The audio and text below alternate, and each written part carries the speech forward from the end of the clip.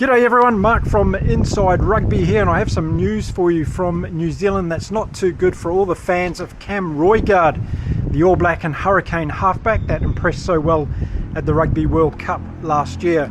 He's just undergone a surgery for a ruptured tendon and he's going to be out for 6 months at least, so we won't see Cam Roigard until the back end of this year. Unfortunate situation for the Hurricanes and All Black halfback, but I'm sure there's going to be plenty of people around the world wishing him well, wanting him to get back on the field. So there we go, some breaking news out of New Zealand. Roigard has undergone successful surgery for a ruptured tendon.